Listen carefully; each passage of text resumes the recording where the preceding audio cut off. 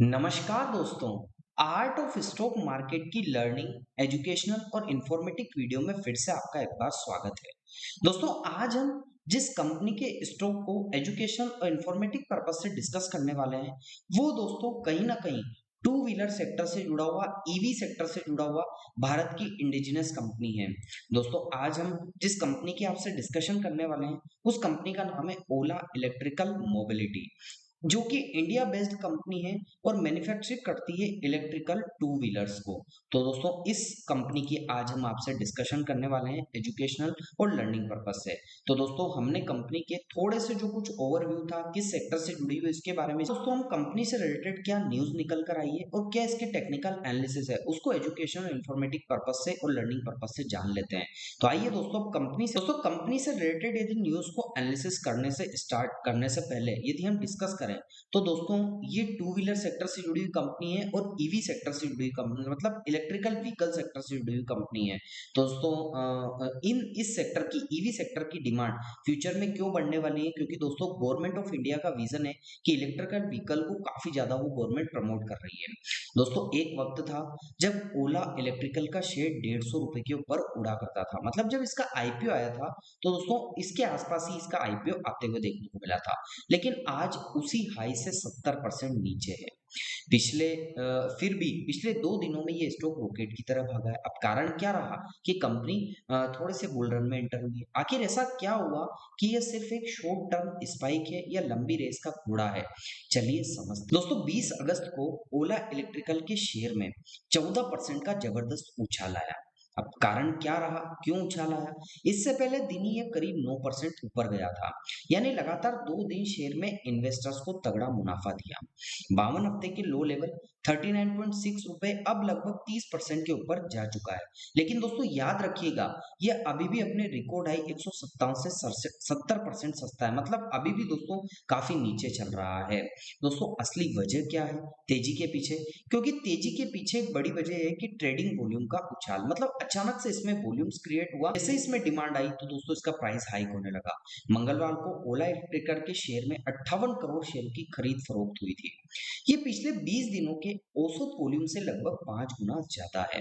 साथ ही delivery based खरीदारी जो परचेजिंग हुई थी उसकी रिकॉर्ड स्तर करीब रही। 24% शेयर इन्वेस्टर ने अपने पास रखने के लिए खरीदे। ये दिखाता है कि सिर्फ ट्रेडिंग नहीं बल्कि असली निवेशकों की दिलचस्पी बढ़ रही है। तो दोस्तों, कहीं ना कहीं एक जेन्युइन जो बायर्स है, जेन्युइन जो इन्वेस्टर्स है, वो यहाँ पर आते हुए देखने को मिल रहे हैं। ऐसा ये यहाँ पर देखने को मिल रहा है।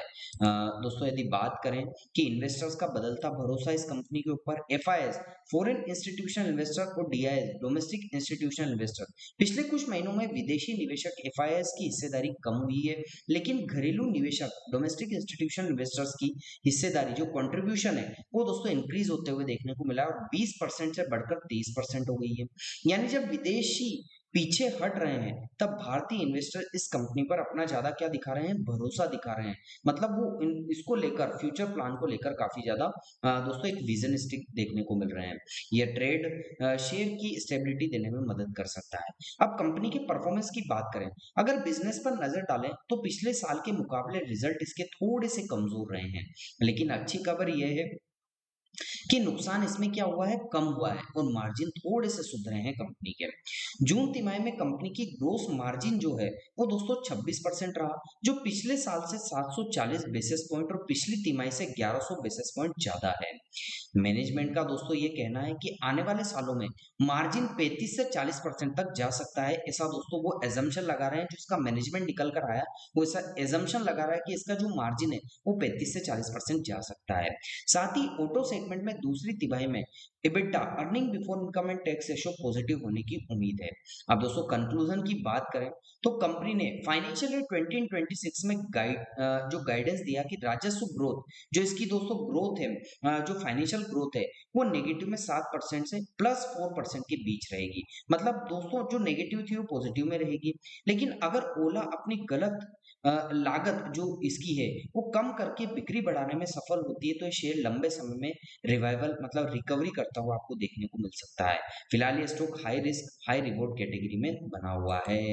तो दोस्तों आपने न्यूज़ को डिस्कस किया फिलहाल के सेशन में हमने आपके सामने कि किस हिसाब से न्यूज़ निकल कर आई। यदि आपको दोस्तों इसमें इन्वेस्ट करना है तो दोस्तों अपने पर्सनल फाइनेंशियल एडवाइजर से जरूर सलाह लीजिएगा। हमने आपको न्यूज़ एजुकेशन और लर्निंग इंफॉर्मेशन पर्पस से यहाँ पर डिस्कशन किया है। तो दोस्तों हमने न्यूज़ को डिस्कस किया। अब हम इस कंपनी से रिलेटेड टेक्निकल को एजुकेशन, इंफॉर्मेशन और लर्निंग पर्पस से डिस्कशन कर रहे हैं। दोस्तों मैं कंपनी के टेक्निकल्स को डिस्कस करने के लिए फिलहाल के सेशन में वीकली चार्ट पर आपको लेकर आ चुका हूँ। आपको देखने को मिलेगा कि जब से इसका आईपीओ आया था थोड़ा सा ऊपर बढ़ा था, लेकिन वापस से दोस्तों ये जब से इसका आईपीओ आया पिछले 1 साल से ही दोस्तों ये लोअर लो पोजीशन बनाता हुआ नीचे की साइड देखने को मिल रहा है, जो कि इसका प्राइस एक्शन ट्रेंड भी हमें देखने को मिल रहा है। अब दोस्तों ये दो पैरेलल लाइन के बीच में इसका जो स्टॉक या प्राइस एक्शन या कैंडलस्टिक ट्रेड कर रही है, जैसा कि आपको देखने को मिलेगा स्टॉक नीचे की साइड आया तो कहाँ इसने सपोर्ट लिया, जैसे कि यहाँ फर्स्ट टाइम सपोर्ट लिया, फिर थोड़ा सा बाउंस बैक करा, फिर सेकंड टाइम इस लेवल के आसपास सपोर्ट लिया, फिर बाउंस बैक करा, फिर थर्ड टाइम सपोर्ट लिया और फिर थोड़ा सा बाउंस बैक करा। तो दोस्तों ये नीचे क्या हो जाती है इसके लिए ऑटोमेटिकली ये सपोर्ट ट्रेंड लाइन हो जाती है और यहाँ पर सपोर्ट ट्रेंड लाइन हो जाती है। तो ये 3 सपोर्ट भी निकल कर आते हैं और ऊपर की साइड इसने जहां से रिजेक्शन लिया, जैसे कि first time, second time, third time 3 बार रिजेक्शन लिया, तो ये दोस्तों इसके लिए क्या हो जाती है रेजिस्टेंस ट्रेंड लाइन हो जाती है और 3 जगह रेजिस्टेंस आपको देखने को मिल रहे हैं। अब दोस्तों प्राइस फिलहाल के सेशन में अपने रेजिस्टेंस लेवल के आसपास ये थोड़ी सी गिरावट दर्ज की गई है, लेकिन अब प्राइस ऊपर या नीचे कहीं तो जाएगा। यदि प्राइस ऊपर की साइड जाता है तो फर्स्ट रेजिस्टेंस जो निकल कर आएगा वो 55 से 60 रुपए के आसपास का आएगा। फिर यदि एक रिट्रेसमेंट के साथ सेकंड जाता है तो सेकंड रेजिस्टेंस 67 से 70 रुपए के आसपास का निकल कर आ सकता है। इन दो लेवल्स पर आप नजर बनाकर रखिएगा। लेकिन ऐसा होता है कि प्राइस दोस्तों इसी लेवल के आसपास कंसोलिडेट करता है और कंसोलिडेट करके प्राइस नीचे जाता है तो एक फर्स्ट सपोर्ट निकल कर आएगा 45 से 40 रुपए का। फिर यदि इसको ब्रेक करता है तो सेकंड सपोर्ट जो निकल कर आएगा वो 38 से 35 रुपए के लेवल के आसपास का निकल कर आ सकता है। तो दोस्तों दो सपोर्ट हमने डिस्कस किए, सपोर्ट ट्रेंड लाइन डिस्कस की, रेजिस्टेंस ट्रेंड लाइन डिस्कस की, दो रेजिस्टेंस डिस्कस किए, इन पर आप नजर बनाकर रखिएगा। और दोस्तों कैंडलस्टिक किस हिसाब से वर्क कर रही है वो भी हमने डिस्कशन करने का प्रयास किया। अब दोस्तों यहाँ पर टेक्निकल्स की बात करें तो 9 डे का एक्सपोनेंशियल मूव्स क्या कह रहा है, तो 9 डे का एक्सपोनेंशियल मूव्स फिलहाल के सेशन में दोस्तों इसके ऊपर प्राइस ट्रेड कर रहा है। ब्लू कलर की लाइन है 9 डे के एक्सपोनेंशियल मूव्स की है। यदि 50 डे के एक्सपोनेंशियल मूव्स की बात करें तो ये छोटी सी जो लाइन आपको ब्लैक कलर की देखने को मिल रही है ये सेकंड रेजिस्टेंस लेवल के आसपास देखने को मिल रही है। और वॉल्यूम्स को आइडेंटिफाई करें तो दोस्तों पिछले कुछ समय से तो वॉल्यूम्स यहाँ पर थोड़ा सा बायर्स का बढ़ते हुए देखने को मिला पिछले 2 से 3 वीक से, लेकिन पिछले कुछ समय से दोस्तों यहाँ पर सेलर्स ही डोमिनेट कर रहे हैं, क्योंकि दिख ही रहा है हमें कि प्राइस एक्शन किस हिसाब से यहाँ पर नीचे की साइड लोअर लो पोजीशन में जाता हुआ देखने को मिल रहा है और वॉल्यूम्स भी यही इंडिकेट कर रहा है। तो दोस्तों यहाँ भी आप नजर बनाकर रखिएगा। तो दोस्तों कैसा लगा आपको मेरा ये न्यूज, कुछ फंडामेंटल एंगल वाला ओवरव्यू वाला वीडियो और टेक्निकल, दोस्तों आपको अच्छा लगा हो तो आप चैनल को जरूर सब्सक्राइब कीजिएगा, लाइक कीजिएगा, शेयर कीजिएगा।